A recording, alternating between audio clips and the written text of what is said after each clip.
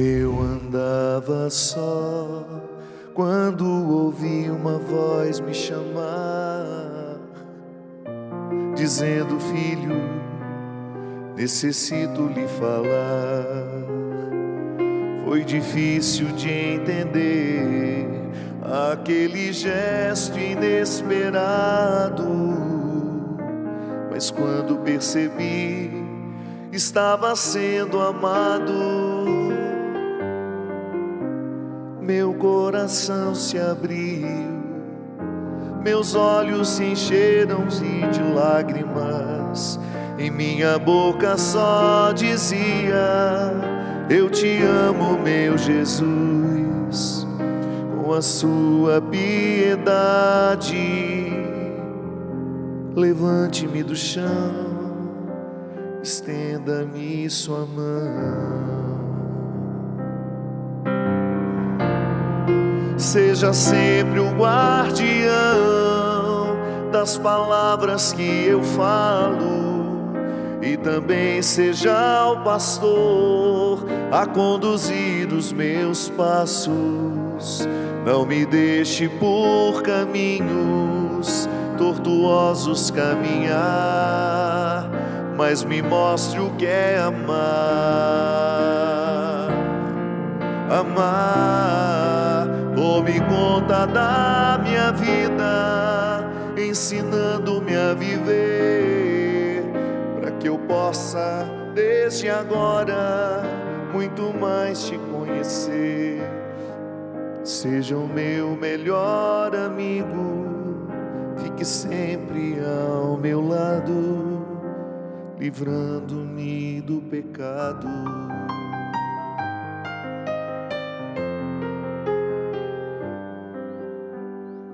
Desde então senti que já não era mais o mesmo. Aquela solidão não havia mais em mim. Os meus olhos me voltam inteiramente ao Senhor, depois que descobri como é grande o seu amor. Conhece o meu caminho, sabe onde eu ando, é o meu refúgio e a minha proteção. Está sempre me ajudando nos momentos mais difíceis, sendo a minha salvação.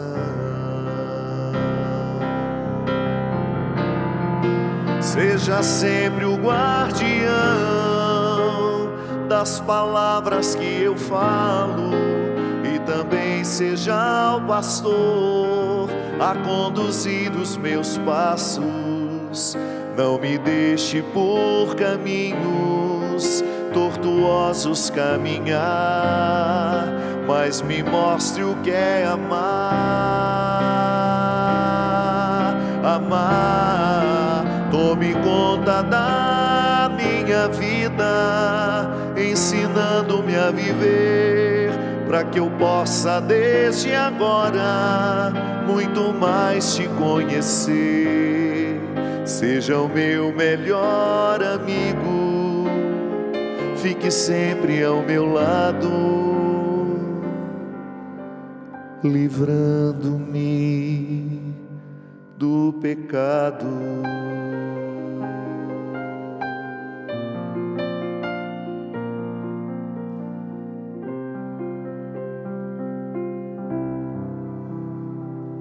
É com muita alegria que nós começamos mais um programa de direção espiritual aqui do Convento Santa Clara, em Taubaté, para todo o Brasil e o mundo, todos os lugares que sintonizam a TV Canção Nova ou pelo aplicativo CN Plus.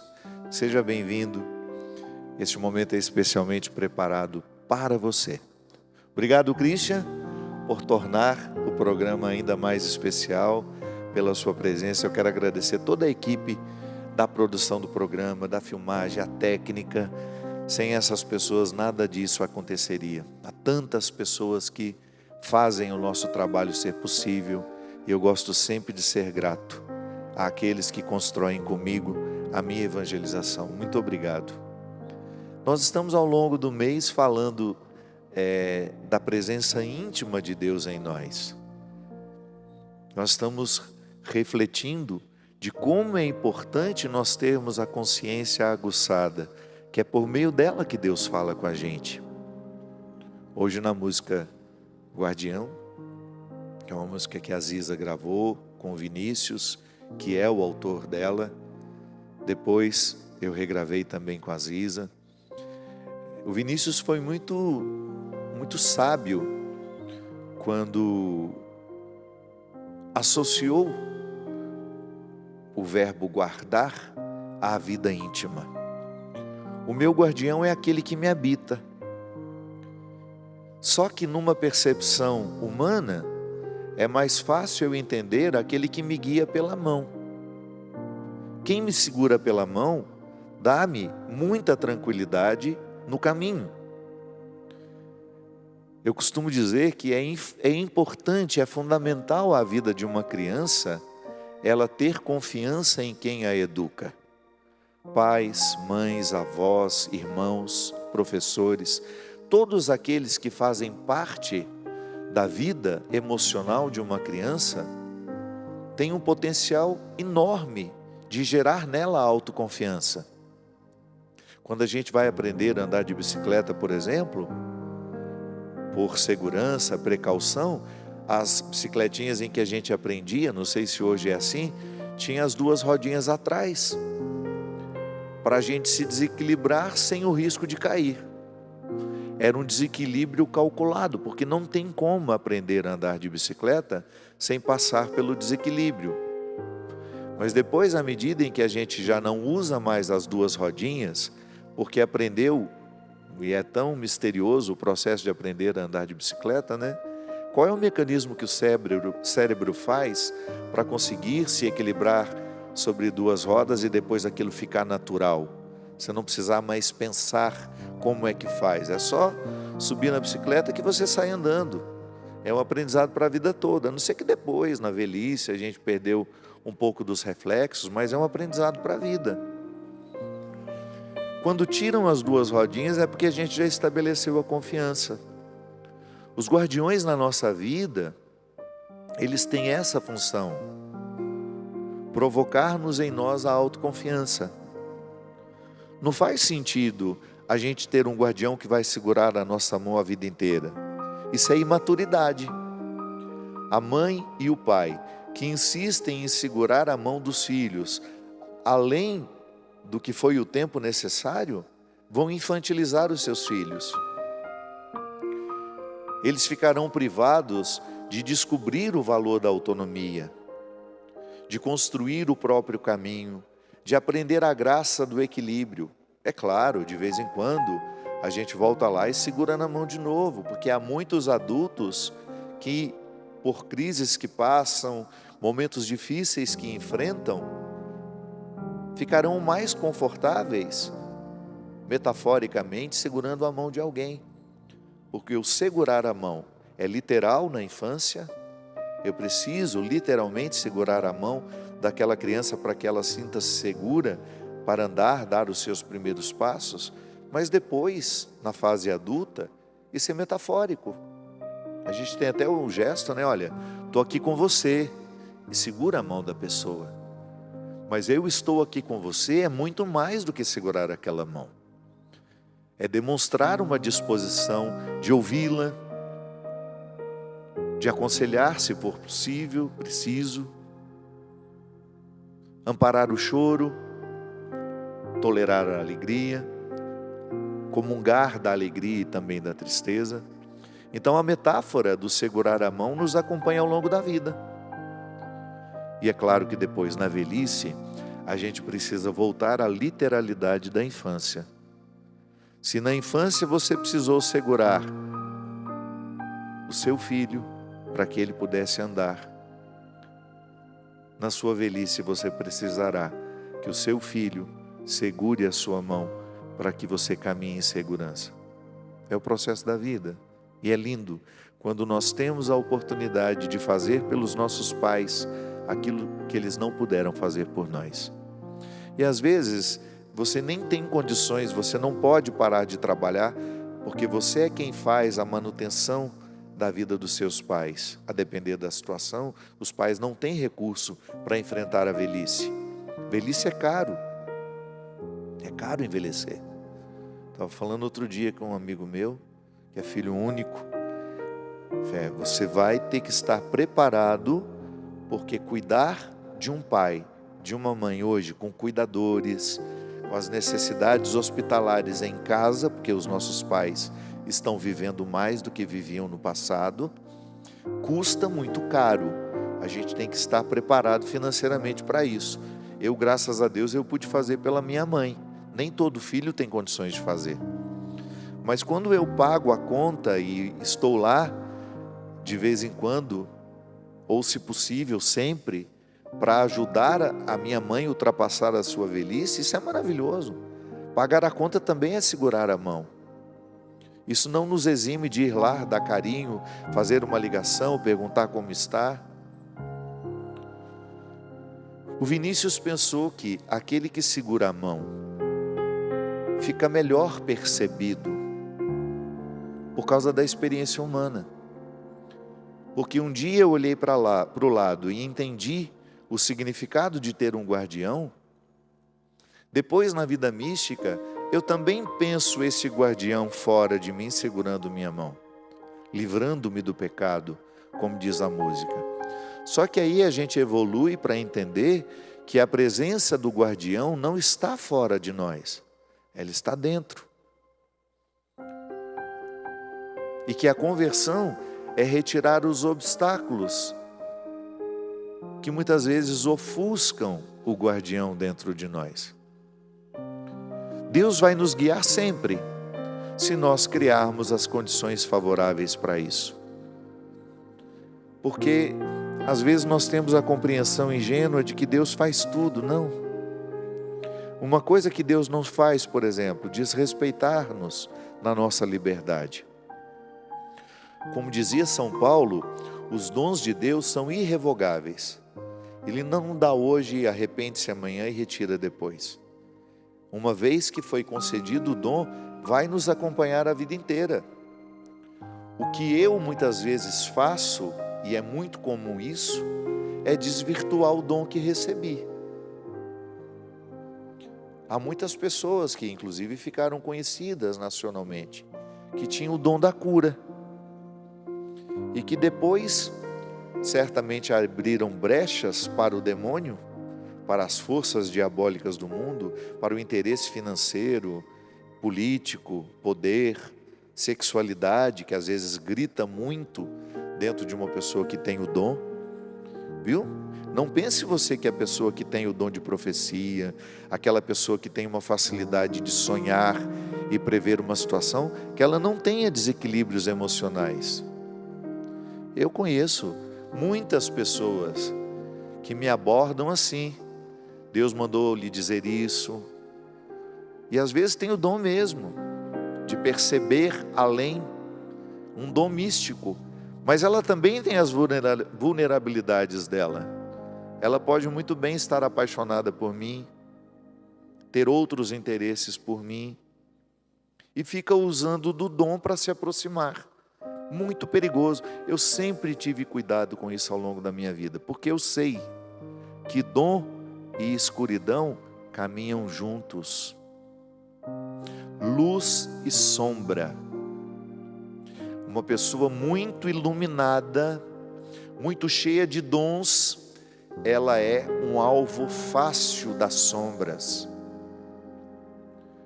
Porque não temos como explicar isso. Os dons, os mais bonitos, costumam vir com um pacote terrível de defeitos. São pessoas manipuladoras, por causa do dom que têm, podem se transformar em pessoas manipuladoras, porque às vezes ela exerce o dom para os outros e ela esquece de cuidar dela. Quais são as intenções que estão rondando a maneira como ela usa o dom que Deus deu para ela? E como Deus não tira, ela vai continuar curando, ela vai continuar tendo uma palavra de ciência, só que depois ela estraga tudo com a humanidade ferida dela. Foi o que aconteceu com alguns casos que ficaram nacionalmente conhecidos, de homens e mulheres que tinham sim o dom da cura, só que usavam o dom da cura que tinham para abusar sexualmente, para cometer violências emocionais. Não pense você que ele inventou aquele dom, não, ele tinha mesmo. Deus dá o dom. Agora, o que eu faço com ele é um perigo. E é claro que depois que eu me transformo numa pessoa criminosa, porque uso o dom que tenho para persuadir, para enganar. Isso acontece muito em coordenadores de comunidades. Geralmente, quem funda uma comunidade tem muitos dons e tem, portanto, muitas sombras. O que vai fazer a sombra não prevalecer? A vida em Deus. Você quer exemplo mais bonito do que Monsenhor Jonas Abib? Quantos dons aquele homem tinha? Ele tinha o dom de ciência. Aquele homem pregava como ninguém. Aquele homem previu o nosso futuro. Numa pregação ele disse que muito em breve nós estaríamos todos comandados por um chip particular. Naquela época, 90% das pessoas não sabiam o que era um chip. Hoje nós temos, o nosso celular é chipado. Hoje tem animais chipados, hoje tem pessoas que põem chip. Monsenhor Jonas Abib tinha dons extraordinários. A gente ficava diante dele, ele lia a nossa alma. Quem conviveu com ele sabe disso. E muita gente sabe também de como a sombra foi tentando tomá-lo ao longo da vida. Lembra o período da depressão? O Monsenhor Jonas Abib ficou tão deprimido que ele chegou a pensar que tudo o que ele havia feito foi um erro. Que a canção nova não deveria ter sido criada. Que a canção nova não deveria ter crescido. Veja bem, é a dimensão sombria da personalidade que naquele momento pega a fragilidade da doença, porque a depressão é uma doença. Nós não podemos atribuir isso a Deus, a falta de Deus, seria uma irresponsabilidade. Depressão não é falta de Deus. No passado, quando eu nem sabia a doença que eu tinha, estava começando na pregação, quantas vezes eu falei essa bobagem? Quantas vezes? E eu me arrependo terrivelmente disso, porque eu posso ter prejudicado muita gente com esse discurso. Depressão não tem nada a ver com religião, com força divina dentro de nós. Depressão pode ser uma desordem química. Depressão pode ser uma questão genética, como é meu caso. Eu lido com isso desde menino. Não sabia dar nome a isso. Achava que era só uma melancolia. Melancolia não é doença. Mas quando a melancolia extrapola, derrama, além do que a gente suporta, vira doença. O Monsenhor adoeceu. E foi o momento que a sombra tentou tomar conta dele. Mas aí estava Laeto, Luzia, Padre Léo, os amigos para segurarem na mão e dizer: não, o senhor não errou, esta obra está confirmada, esta obra não termina, não vai terminar quando o senhor morrer, porque foi Deus quem quis a canção nova. Agora, não pense você de forma ingênua, que aqui na canção nova não tem erro, não tem pecado, tem muitos. Em muitos momentos as sombras nos dominam, colocam-nos uns contra os outros, vira um pandemônio, dentro da própria comunidade vira um inferno. Os grupos se dividem, é assim, onde existe ser humano, é assim que acontece. A divisão é justamente uma tentativa do demônio em pôr sombras. Nós esquecermos que o nosso guardião está dentro de nós, que se nós o ouvirmos juntos, em oração, não haverá divisão. Poderá haver discordância, que é saudável, mas não haverá divisão. Eu não vou odiar a Bia por pensar diferente de mim. Eu não vou querer o mal do Christian por pensar diferente de mim. E em muitos momentos, dentro da própria Canção Nova, isso aconteceu. Onde existe ser humano, a fraqueza prevalece também. Mas Deus é maior que tudo isso, por isso que a Canção Nova não termina. É por isso que ela continua avançando, mesmo tendo tantos problemas internos. Você pode falar, eu não quero mais ajudar a Canção Nova porque eu vi muita coisa errada lá. Então você não vai ajudar em lugar nenhum. Porque em todo lugar que você for, haverá coisa errada. A gente sim pode se perder do dom que tem. Eu posso. Deus me deu muitos dons. E eu sempre digo, estar aqui na Canção Nova é lembrar os dons que Deus me deu. Por isso que em agosto você vai se programar, nós vamos ter um fim de semana, não pode falar final, né? Porque você não fala inicial do mês, inicial da semana, é início e fim, então é fim de semana. Vamos corrigir o nosso português. Nós vamos ter um fim de semana em agosto, que nós vamos ter um acampamento inteiramente conduzido por mim de cura e libertação. Tudo isso que nós refletimos aqui, já está combinado lá. Vamos estar lá em agosto, de sexta a domingo. Programe-se, traga a sua caravana. Nós vamos trabalhar o dom da cura, porque eu tenho consciência que Deus me deu ele. É a palavra que cura, é a reflexão que cura. E depois, quando a gente reza sobre aquilo que a gente refletiu, o milagre acontece, as libertações acontecem. Quantas pessoas depois deste livro se libertaram de relações tóxicas? Quantas pessoas depois deste livro se livraram de amigos perniciosos, de ciladas do demônio? Quantas pessoas depois deste livro reconstruíram seus casamentos do jeito certo, assumindo compromissos uns com os outros? Quantas pessoas depois deste livro livraram-se da pornografia, das drogas, da cocaína, da maconha, do cigarro, do álcool? Cura interior é isso, minha gente, é um movimento que começa na palavra. É uma palavra que nos incomoda, que mexe dentro de nós e nos leva a buscar a solução. Onde que está a solução? Fora de mim? Não, dentro. É o Deus que me habita, que me cura. Eu vou invocar o Deus que está dentro de mim, que é capaz de me colocar no caminho certo do dom. Não vai me deixar ficar perdido no dom que tenho. Eu sei que eu tenho o dom de curar muita gente pela palavra. Isso aqui não é uma arrogância, não é uma prepotência, é uma constatação. O meu ministério foi o tempo todo, desde quando eu fiquei padre, foi o ministério da palavra que cura, que liberta as consciências. Eu preciso tomar posse disso todo dia. Agora, se eu ficar vaidoso por isso, se eu achar que eu sou o rei da bolacha, vira sombra. Eu fico a pior pessoa do mundo. Eu vou dar a você aquilo que eu não tenho. Eu vou ficar falando para você de uma coisa que não faz sentido para mim. Não, eu quero que o meu dom cure primeiramente a mim. Que tudo aquilo que eu prego para você, o primeiro a escutar seja eu. É assim que funciona a vida. Deus me guarda à medida em que eu me coloco em estado de quietude e escuto o que Ele tem a me dizer.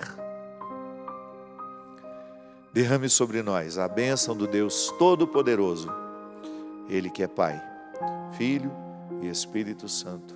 Amém. Até a semana que vem, se Deus quiser.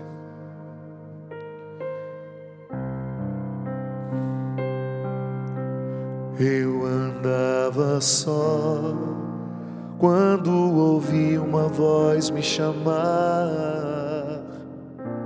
dizendo: filho, necessito lhe falar. Foi difícil de entender aquele gesto inesperado, mas quando percebi, estava sendo amado. Meu coração se abriu, meus olhos encheram-se de lágrimas, e minha boca só dizia: eu te amo, meu Jesus, com a sua piedade. Levante-me do chão, estenda-me sua mão. Seja sempre o guardião das palavras que eu falo, e também seja o pastor a conduzir os meus passos. Não me deixe por caminhos tortuosos caminhar, mas me mostre o que é amar. Amar. Tome conta da minha vida, ensinando-me a viver, para que eu possa desde agora muito mais lhe conhecer. Seja o meu melhor amigo, fique sempre ao meu lado, livrando-me do pecado.